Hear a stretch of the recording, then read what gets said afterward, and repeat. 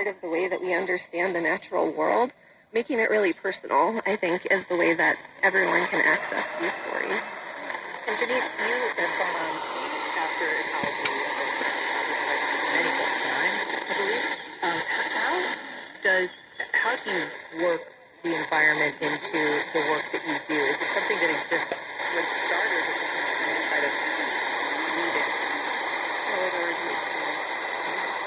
I'm currently working on a book on the debate over fossil fuels and renewable energy, but you do it in the context of other wrongs, whether it's slavery or your theft of native land. How do you weave all that together? What's the connection? Yeah, that's a great question. Back in the early 19th century, abolitionists Your concerns there. Well, I'm worried that clean energy is just kind of replicating the same types of injustices we've seen with fossil fuels, because if you look at places like, there's a little isthmus that has the strongest wind. A lot of indigenous have been driven off the land by these big multinational corporations building huge wind farms. So a lot of times we think of clean energy. I'm a huge fan of alternative energy, but we have to really adjust. Climate and create wildfires, but then use incarcerated labor to fight. About kind of the nexus of harm. Janice Ray, Art Welling, for coming on. I'm David Luckett. Join me at the Electro Lounge Saturday night at 10, only on WJCT News 89.9.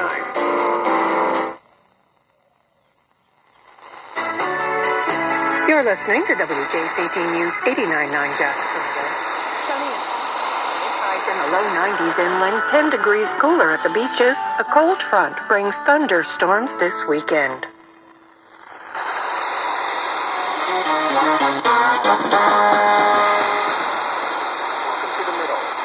Show that elevates the voices of Americans who are often left out of our national conversation.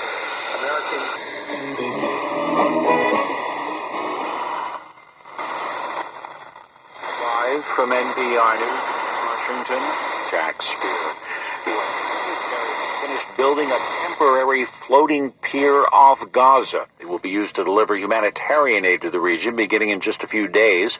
NPR's Jackie Northam reports the additional assistance will be delivered at a port facility just southwest of Gaza City and then distributed by aid groups. The U.S. military began $1 million a month ago. The facility sits in the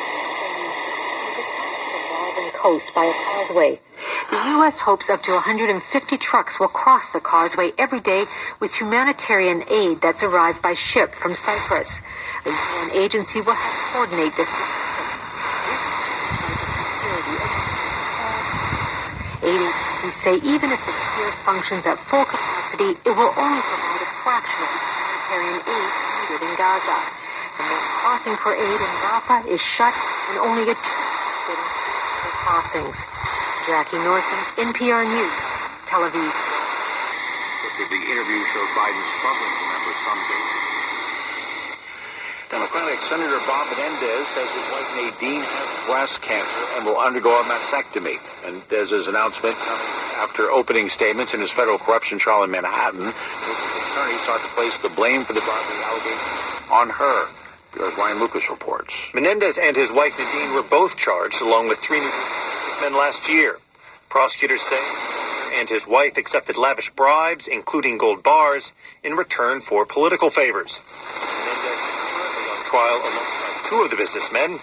Nadine Menendez was supposed to stand trial at the same time, but her trial was postponed this summer because of health issues. Menendez has disclosed what those are: grade 3 breast cancer that he said requires mastectomy surgery and possible radiation treatment. We hope and pray for the best results, Menendez says. Meanwhile, jurors in his trial heard from the government's first witness, an FBI agent. Ryan Lucas, NPR News, Washington. It's far from the entire stock market. In fact, the Dow Jones Industrial Average tracks just 30 stocks. It is often referred to as the market. And today, for the first time, hit another high water mark, moving above 40,000 for the first time, though it closed below that level. Dow's up 40% since September of 2022. It fell 38 points today. You're listening to NPR. The European Union has opened an investigation into Facebook and Instagram on suspicion of violating the bloc's laws related to online safety for children. Schultz reports EU regulators are concerned the sites simulate behavior addiction, among other unwanted effects. The EU Commission says the suspected infringements of the bloc's Digital Services Act are